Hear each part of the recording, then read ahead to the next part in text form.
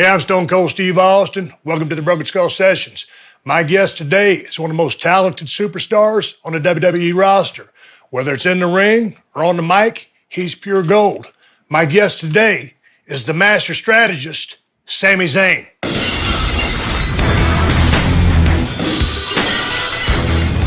Sami! Thank you for that very warm introduction. How are you? Good. You know, I got to be honest. I was wondering when you were going to ask me on the show. Well, I feel like everyone's gotten to do it but me. Well, especially with the podcast. but you know, I've been a fan of your ring work for such a long time. I've been following you.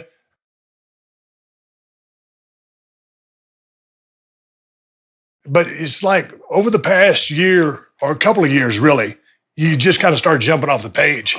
And then down there in Dallas at WrestleMania 38, the match with Jackass guys, I was like, back in my early days, I was so competitive as far as the way I, kind of understood the business. I would have never fathomed that I would have liked a match like that because I was about the hardcore, part of competition. Right. And of course, as I've evolved and the vision of the big guy, it's like that match was so refreshing. It was so funny, and we're going to get into it, but you were vicious as a heel, but you also had the comedic sell. It just blew me away. So when I was talking to the guys, I said, hey, who do you want on the show? I said, we got to have Sami Zayn. Got to have Sami Zayn. So I appreciate you coming all the way out here. Thanks. Sami drove up in a bright blue Ford Mustang. Yeah, not a car I bet you would envision me pulling up in. But what happened is on the road in these rentals, as of late, usually I'll take an Altima, a very meek car, like just give me a little something that doesn't, not a gas guzzler. Let me just get town to town. I'm not a big car guy. But then I don't remember maybe we're in like New Mexico or something like that. And I saw a convertible. I looked out. The sun was out. I said, why not? And then I kind of got hooked on it because I was so high on life driving. I was listening to like the Traveling Wilburys or something. And the music hit just right and the sun. And I was like, I need to do this more often. So now anytime I can, I get a Mustang. And I know it's not a car you would picture Sami Zayn riding around in, but I quite enjoyed it. What do you drive around in real life? So I drive a 2004 Nissan Altima. I love it. I got a 2003 Ford Focus in Marina Del Rey. Really? Hell yeah. That's your real car. That's your car. That is my real car. Yeah. In LA, that's my real car. Wow, you outdone me. But I thought for sure no one's got an older, worse car. Wasn't even trying to go over on you. Yeah. Hey, man, I've been listening to a lot of your interviews, getting ready for this talk, and like when you're out on the road, you go and see a lot of things. You're like a sightseer. Yeah, along with a brutal schedule. I was kind of like that back in the day. I used to go to Chicago to Shed's Museum and places like that. Oh, yeah? And then the grind of the business said, dude, just do your thing. Yeah. But you're somewhat of an adventurer. If you go a place, you particularly love Spain, you like to get out and see the sights and do things. Sure. Have you always been that way? Yeah. This goes from the very first time that I got brought out to Europe on the Independence. I just couldn't believe that they were flying me out to Europe. I couldn't believe it. This is 2005. And in my head, I'm like, well, this not probably, but it might not ever happen again. And that's a big deal to go to England, to go to Germany. That was my first, I think those were my first two countries that I went outside of North America. And just the opportunity wasn't lost on me. So I got flown out like a week early. And it's so funny. It was just such a different time and just so unorganized and whatever. And cell phones didn't work. So I remember me and my friend, Super Dragon, we get there and we're like, okay, we're here. Is anyone going to pick us up? No access to internet, no cell phones, nobody's number. We're like, what do we do? Oh, we figured it out. But it was very nice. And so I always had the mindset that this might be my last time here, or this might be my only time here, or the fact that people save up all year, sometimes for multiple years, just to be able to go to these places. You're getting paid to go to this place. So I could go on a whole rant about this, but I almost feel like it's my duty. It's my obligation as someone who was brought up kind of poor to take advantage of this. And like, you have to see these places. You owe it to the opportunities that led you here. You have to kind of exploit them. You have to make the most of them. Yeah. And on that note, I mean, life is short, so live it to the fullest. And that's what you're doing. Let's get into your career though, because you've got 20 years in the business. You're 38 years old. You're just now hitting your prime years, in my opinion. Yeah, thank you. So we got a lot to cover. We probably won't be able to cover it all. if it's from the recent SmackDown. But let's jump right into WrestleMania 38 because it's the landmark event of the year for WWE. Yeah. And you were working with the Jackass guys.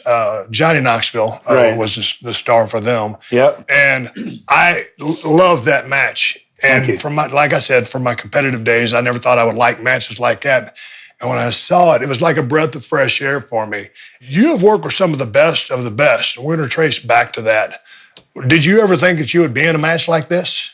No, obviously not. Yeah. I mean, I couldn't predict 20 years ago when Jackass was huge, I'd be in the ring with Johnny Knoxville in front of, I don't know what, 75,000 people. But I'm really, really proud of that match, actually. I loved it. I appreciate that. And I actually I'm kind of defensive about the match, too, because if somebody doesn't like it, this is going to sound very arrogant, but I just think they're stupid. Like, if you didn't like that match, I think you're a bit stupid, at least to the business. Exactly. You know what I'm saying? Because there were people within the business that had some criticism for it.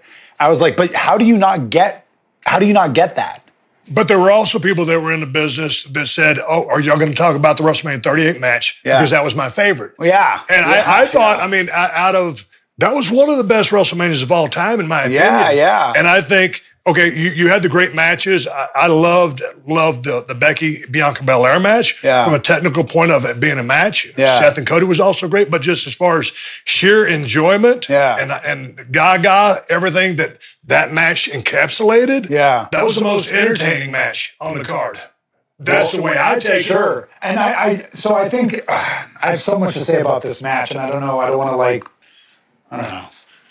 to sound too defensive or too protective of it, but it's very hard to do that match. You know, it's like it's almost easier at this point for me because I've had a lot of great matches. I kind of know how to have good matches, thankfully. But it's harder to go out there and get people, 75,000 people no less, on their feet for the last 7 minutes of that match with a 51-year-old guy who's never been in the ring. Yeah.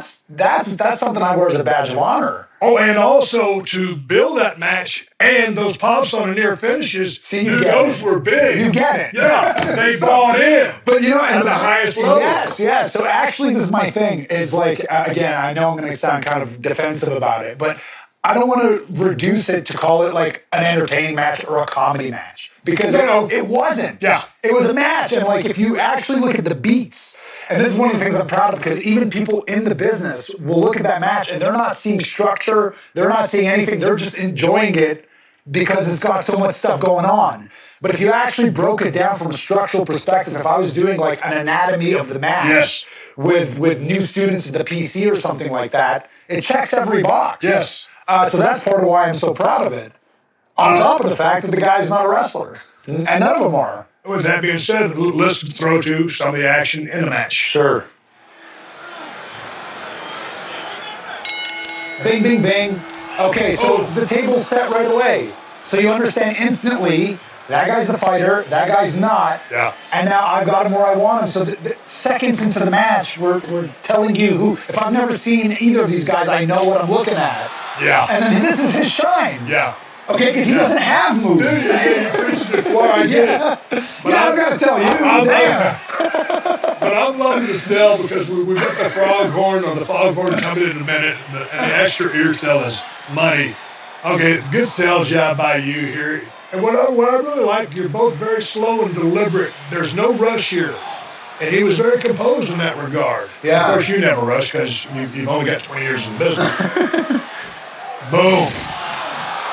You know, those Jackass guys can take a pound, lands good into the table, breaks through. Right. And that's something I want to make a point of illustrating. It's like, yes, this is a celebrity, but it's not any celebrity. Yeah. It's a guy who can withstand a lot of punishment. Absolutely. Party boy. This is where the match, I think, takes a real turn, and it's all fireworks from here on out. It is.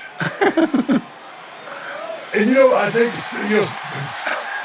a lot of the crowd. Now, am I marked for myself or what? Because I'm loving it now. But see, here's you complaining to the referee about a guy in a G-string. Of course, he's going to rub all. Yeah. And then I remember, wait a minute, I can kick this guy's ass. Bam, nice shot. I love those forms and flippers. I think this is one of the most memorable part of the match right here. And full marks to him because he came like a house of fire. Good. He did not hold anything Dude, back. the crowd's coming for you. Yeah, they're going crazy. You're taking a hell of an ass whooping here. Got to get away. Pounder into the ring. Here he comes. Here we go. Here's the ultimate setup. Here it is. The kick to the knee, scoop slam. Here we go. Man. This is pure Gaga.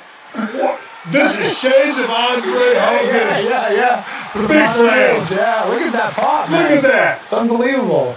When you can see that look and that excitement in the Yeah. crowd, you're doing it right. Right. And that was a great house. Great house. Great house. All right, here you are. Good job splitting the crosshair. This cell here, this is money. Of course, you see, he takes his time. He introduces the bowling ball. Yeah, He just wouldn't chuck it yeah, at you. he was but very he's composed. like, this is a bowling ball. Yep. Strike. And that could have gone horribly wrong. No jock. No Yeah. jock. No jock. No jock. All right, here we go. I saw this out there. When I saw that thing ringside, I said, there's no way they can make this work. And it worked out like a charm. Yeah. God, I'm so proud of this match. See, and here's another thing. Like, this is a huge bump. Oh, yeah. Right here. You know? So it's got a little bit of everything. I love the sales job. And look, that's what it's all about right there. Reaction, man. You know, they're not thinking about anything. They're in it. They're partying. They're enjoying it for what it is. Yeah. It's really, really good.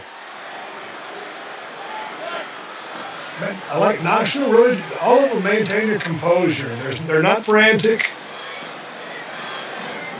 And I don't know how much interaction you've had in general with people who are not from the business, that have do spots in the business. It can go horribly wrong, right? That's what I'm saying. They don't understand timing and they don't understand the beats. Yeah. But he was, you gotta give him credit for that. The biggest gag out here is just a mousetrap, and I'm like, how are they going to pull this off? And it works to perfection. You gotta give Johnny Knoxville a lot of respect for this, and I'll explain there because that mousetrap. What happened is he pulled the rope and the rope broke. And this is something that, I mean, even if you threw a 10-year veteran, if he waited even 2 extra seconds, finishes dead flat. Yeah. But he saw it broke, and he instantly, earlier in the day, I actually saw him talking to his people with the mousetrap thing. He's like, okay, if it doesn't go off, could you just show me how to do it manually? Full marks for not panicking, because that would have killed it right there. Right. So he actually saved the day with that one. But also just the comedic sell. There you are, hapless, hopeless, pinned down, in theory, and in actuality by this gigantic mousetrap. Right. And you're just playing the part to perfection. But to your point, structured of a match, a pro wrestling match inside this entertaining spectacle. Right. But you as a heel, there was a comedic sell, but vicious in your heat, and getting things over like they needed to be. Yeah. I believe in, like, whatever I'm doing, I have to commit to it fully, right? Yeah. But there's this other side of me, and I think this actually goes back. I only realized this maybe a week ago. I was like, oh man, this is something I've had since high school. With this thing of, like, carrying myself and, being in this business, carrying yourself a certain way to be taken seriously or to get respect.